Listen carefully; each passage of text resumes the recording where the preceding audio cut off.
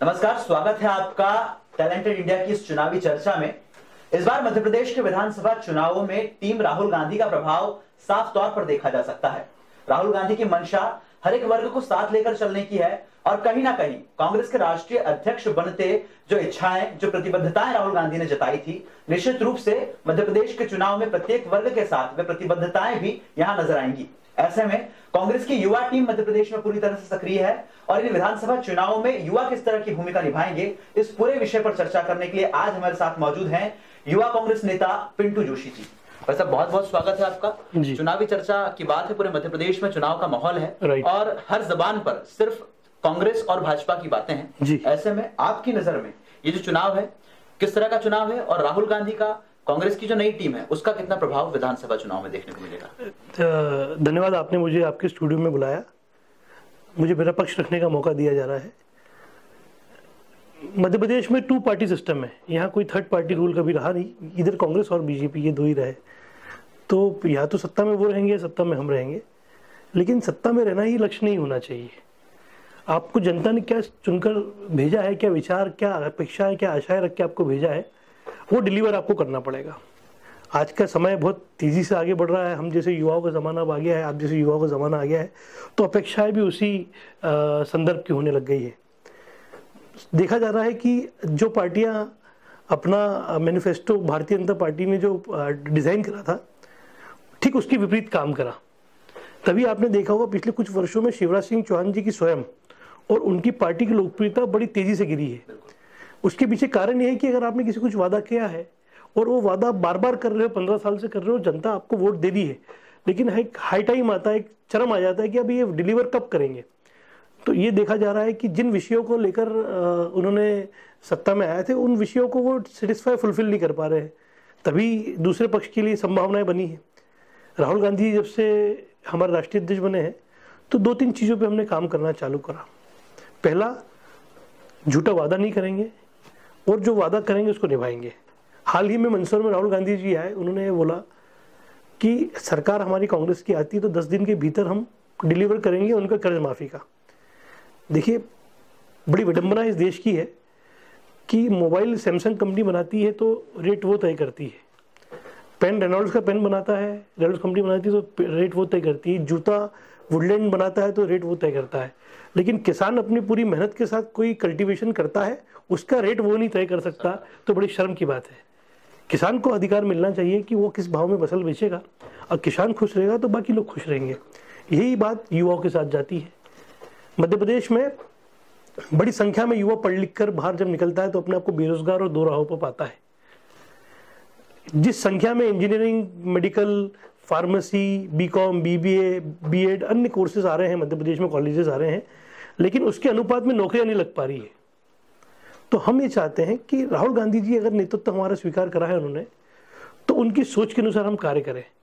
तो हमारा main focus जो हम करते हैं, एक युवा किसान और युवा मतदाता, उसको हम कैसे हमारे साथ ला सकते हैं, हमारे विचारों से कैसे उसको जोड़ सकते हैं, जिससे उसका योगदान से हमारी पार्टी की सरकार मध्य प्रदेश में आए।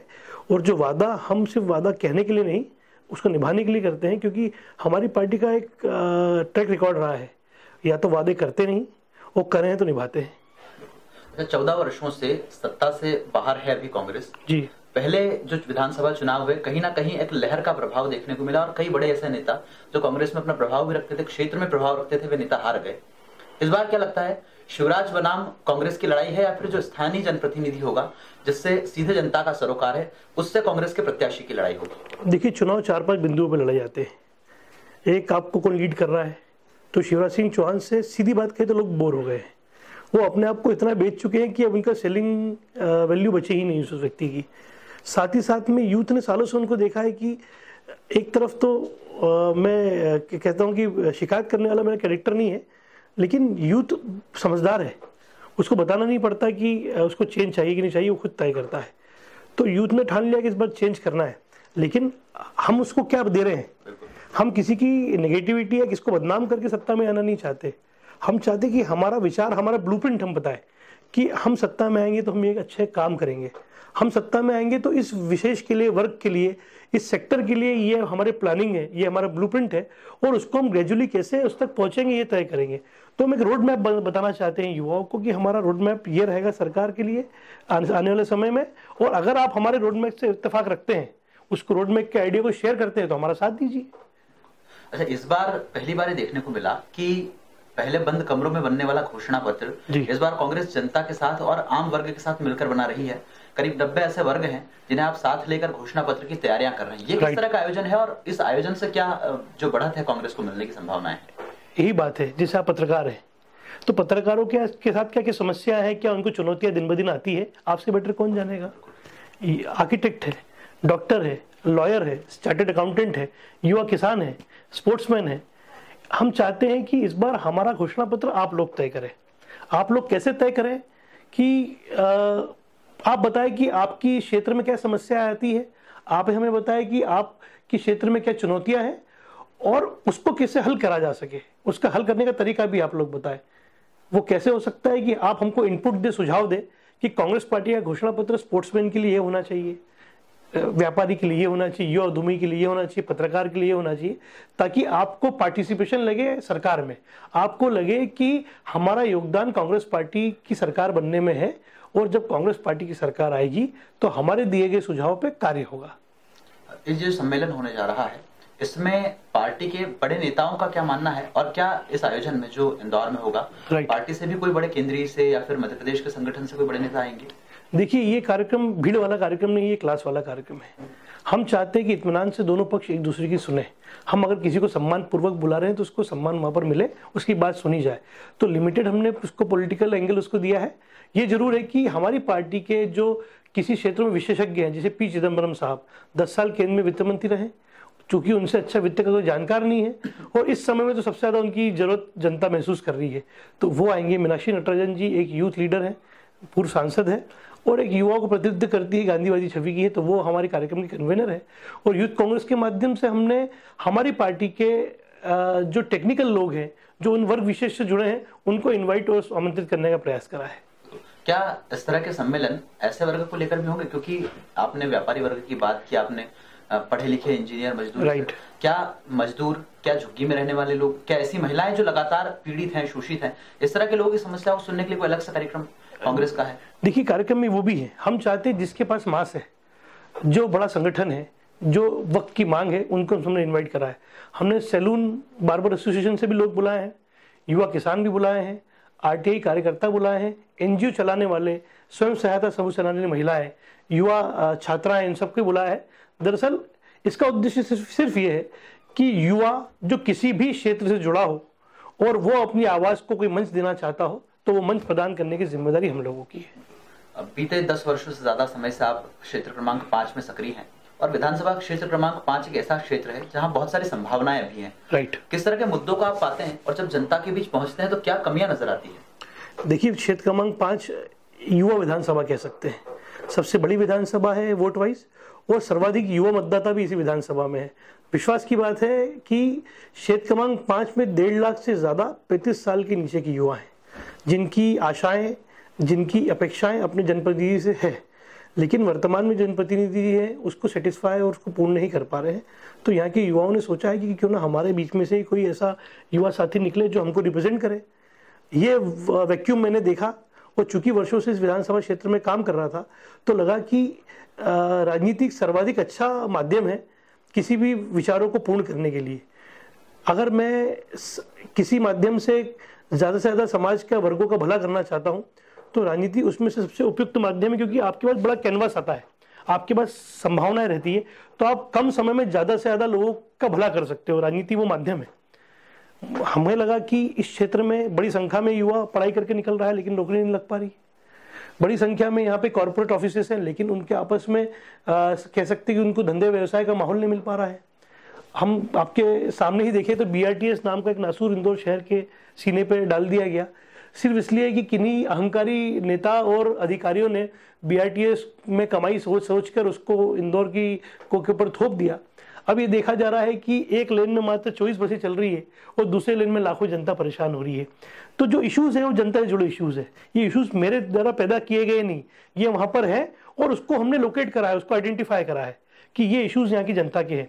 यहाँ की जनता के इश्यूज है कि इतने वर्षों बाद भी पानी यहाँ पर ढंग से नहीं पहुंच पा रहा है, इतने वर्षों बाद भी क्राइम रेट कम नहीं हो पा रहा है। हम चाहते हैं कि एक विषय नहीं, इसका कंप्लीट पैकेज हम लोगों को दें कि आज अगर किसी अच्छे युवा को मौका मिलता है तो स्वाभाविक सी बात है युवाओं को उससे कनेक्ट करने में आसानी रहेगी। इसी विचार के साथ मैंने इस विधानसभा से दावेदारी रखी, पार्टी अगर तय करेगी तो मैं यहाँ पे लीड करूंगा। और वर्तमान में ये देखने में आ रहा है कि युवाओं को लोगों ने गंभीरता से लेना चालू कर दिया है। युवाओं ने अपनी संभावनाओं के जरिए, अपनी मेहनत के जरिए अपने आप को समाज में स्थापित कर दिया है। तो मैं चाहता हूं कि युवा होने के नाते मुझे भी युवाओं का साथ मिले। बिल्कुल। एक जब से कांग्रेस का नया पूरा गठन हुआ है, प्रदेश अध्यक्ष कमलनाथ जी बने हैं, सिंधिया जी चुनाव प्रचार समिति में, एक साफ बात ये कही गई थी कि इस बार पार्टी में परिवारवाद कहीं ना कहीं देखने को नहीं मिलेगा, क्योंकि आपका परिवार पुराने समय से कांग्रेस की सेवा करता है, आपके पिताजी, आपके बड़े भाई और फिर आप। क्या लगता है एक ही परिवार से अब दो लोग टिकट की दावेदारी करते हैं जी, तो पार्टी के लिए कितना कठिन निर्णय होगा? और यदि ऐसी स्थिति आती है कहीं ना कहीं असमंजस की स्थिति या एक सीट, तो क्या आप या आपके परिवार से इस तरह की सीट छोड़ने वाली बात होगी, उसका समर्थन होगा? सबसे पहले तो मैं पार्टी का एक वर्कर हूँ, पार्टी का वर्षों से काम करा है बिना किसी लोभ लालच के। पार्टी का जो भी आदेश होगा उसे मैं मानूंगा, लेकिन मेरी खुद की महत्वाकांक्षाएं हैं, मेरी खुद की इच्छाएं हैं। मैं चाहता हूं कि मुझे अच्छे लीडर के रूप में स्थापित होने का मौका मिले, तो वो मौका मैं नहीं गवाऊंगा। सीधी सी बात है कि आप यहाँ पर मेरिट्स पे जाइए। अगर कोई कैंडिडेट किसी राजनीतिक पृष्ठभूमि से आता है तो मुझे उसका फायदा मिला है, लेकिन उसकी चुनौतियां ये हैं कि ज़्यादा से ज़्यादा लोगों की हमसे अपेक्षाएं रहती है। बचपन से ही देखा जाता है कि आपको लोगों को सर्विस देनी है, लोगों के काम करने, लोगों की समस्या सुलझानी है। तो आप अब देखिए कि किसी फिल्म एक्टर के बच्चे से जनता की अपेक्षाएं ज़्यादा रहती है परफॉर्मेंस देने की बतौर किसी नए एक्टर के। ऐसा ही नेता पुत्रों के साथ होता है कि जनता की अपेक्षाएं उनसे उनके पिताजी के बराबर होती है। हम कोशिश करते हैं कि उसको हम लोगों को सर्विस दे पाए, लोगों को हम सेवा दे पाए। हमारी पार्टी में काफ़ी ऐसे एग्जाम्पल्स है जिसमें परिवारजनों को टिकट दिया है। एक चीज़ और मैं कहना चाहूँगा कि हमारा पूरा परिवार कांग्रेस पार्टी में काम करता है। एक ऐसा कोई शख्स नहीं है जो बीजेपी में हो, ऐसा नहीं कि एक आदमी बीजेपी में एक कांग्रेस में है। तो इसको सौभाग्य मानता हूँ कि हमारी विचारधारा पूरी परिवार की एक है, और अगर जनता हमें इस लायक समझती तो हमें क्यों नहीं टिकट मिला जाए। अगर लगता है कि हम सीट जिता सकते हैं, क्योंकि सब चीज़ें आखिर में रिजल्ट ओरिएंटेड होती है। अगर मैं कैंडिडेट के रूप में पार्टी को जिताऊ कैंडिडेट दिखता हूँ तो पार्टी मुझे टिकट दे, अन्यथा पार्टी जिसको मौका देती है उसके पूरी ईमानदारी से कार्य करने का वचन देता हूँ। इस बार युवा चूंकि बहुत ज्यादा चुनाव से जुड़ गए हैं, कई नए मतदाता आएंगे, सबकी एक मांग भी थी कि सीएम का जो चेहरा होता है कहीं ना कहीं दोनों ही दलों द्वारा उसे प्रोजेक्ट किया जाए। कांग्रेस ने अभी भी अपने पत्ते नहीं खोले हैं, चुनाव जीतने के बाद सीएम बनाने की बात कही है। आपको ऐसा नहीं लगता कि यदि ज्योतिरादित्य सिंधिया को प्रोजेक्ट किया जाता या कांग्रेस से किसी भी युवा का नाम सामने आता तो ज्यादा फायदा कांग्रेस को मिलता दिखाई देता? देखिए, ये कांग्रेस की विचार है, नैतिकता है। जब हम केंद्र में लड़े तो हमने मुख्यमंत्री प्रधानमंत्री का कैंडिडेट नहीं सौंपा जनता को। उसके विचार ये है कि आप आदमी मत देखिए, आप पार्टी के मैनिफेस्टो को देखिए, आप पार्टी के विचारों को देखिए। और कहीं कहीं ऐसा होता है कि करिश्मेटिक लीडर के माध्यम से लोग चुनाव जीत जाते लेकिन डिलीवर नहीं कर पाते। शिवराज सिंह चौहान जी के नेतृत्व में 2 बार चुनाव हुए, क्या वो डिलीवर कर पाए? हमारी पार्टी में कभी परंपरा रही ही नहीं कि हम कभी मुख्यमंत्री का चेहरा जनता को सौंपे। जनता को हम हमारे विचार और आचार के माध्यम से जोड़ना चाहते हैं, और जनता जिसे एमएलए बनाएगी वो एमएलए का अधिकार है अपना नेता चुनने का। ये जरूर है कि हमारे पास अभी सौभाग्य है कि जो सबसे जोरदार लीडर्स अभी हमको मध्य प्रदेश में लीड कर रहे हैं। पहले कमलनाथ जी, जिनके पास अनुभव है, जिनके संगठन की डिसिप्लिन का एक अच्छा अनुभव है, वर्षों से चुनाव जीतते आ रहे हैं, जनता की नब्ज जानते हैं, और एक तरीके कह सकते हैं कि उनके नेतृत्व हर कोई युवा नेता कांग्रेस का या बुजुर्ग नेता स्वीकार करने को तैयार है। वहीं दूसरी ओर कैंपेन कमेटी के जो चेयरमैन सिंधिया जी बने हैं, उनका चेहरा बड़ा करिश्मेटिक है। जनता में, किसानों में, युवाओं में, महिलाओं में, चाहे शहरी हो या ग्रामीण हो, बराबर उनकी लोकप्रियता है। तो हम चाहते हैं कि शिवराज सिंह चौहान का थका हुआ चेहरा जनता चाहती है, या ज्योतिरादित्य सिंधिया जैसा युवा और जवान जनता चाहती है, और कमलनाथ जी जैसा एक्सपीरियंस लीडर जनता चाहती है। जो निर्णय होगा पार्टी का होगा, लेकिन फिलहाल वर्तमान में इन दोनों के नेतृत्व में ही हमारा चुनाव लड़ा जाएगा, और विश्वास है कि वो चुनाव हम कन्वर्ट करके दिखाएंगे। कहीं ना कहीं जब विधानसभा चुनाव होगा, अंतिम निर्णय और अंतिम मुहर जनता लगाएगी। लाखों युवा मतदाता हैं प्रदेश में और कई सारे युवा मतदाता आपकी विधानसभा से, ऐसे मतदाताओं से क्या अपील रहेगी? देखिए, मैं कहता हूं कि युवा अपनी शक्ति पहचाने। युवा का शब्द होता है उल्टा वायु। वायु जब धीरे चलती है तो बड़ी अच्छी लगती है, जब तेज चलती है तो मुश्किल होती है, और जब प्रचंड विकराल रूप लेती है तो बड़े बड़े पेड़, बड़ी बड़ी इमारतें, यहाँ तक कि इतिहास को बदल के डालती है। तो युवा में वो ताकत है क्रांति लाने की। युवा अपनी ताकत पहचाने और अपनी शक्ति को सही रास्ते में चैनलाइज करने का प्रयास करे। तो युवा आज के समय में भारत की शक्ति है, हमारे देश की ताकत ही युवा है। तो युवा अपना निर्णय सही ले, अपने डिसीजन सही ले और अपने किसी बीच के युवा साथी को निकाल कर सामने लाए जो उनकी संभावनाओं को, उनकी अपेक्षाओं को पूरा कर पाए। धन्यवाद। तो ये थे इंदौर विधानसभा क्षेत्र क्रमांक 5 से युवा कांग्रेस नेता पिंटू जोशी जी, जिन्होंने रखे विधानसभा चुनाव को लेकर अपने विचार। साथ ही साथ इस बार चुनाव में जो बदलाव की बयार चली है उसे बदलने में व्यापारी वर्ग, समाज के दूसरे वर्ग और साथ ही साथ युवा कितनी महत्वपूर्ण भूमिका निभाएंगे, ये इनके इस बड़े आयोजन के बाद लगभग तय हो जाएगा। अब देखना होगा कि आने वाले विधानसभा चुनाव में जनता का प्रतिसाद कांग्रेस को किस तरह से मिलता है और रोमांचक हो चले मध्य प्रदेश के विधानसभा चुनाव में किस तरह से कांग्रेस बदलाव कर पाने में सफल हो पाती है। बहरहाल चुनावी चर्चा में इतना ही, फिर नई शख्सियत के साथ आपसे मिलेंगे, तब तक के लिए नमस्कार।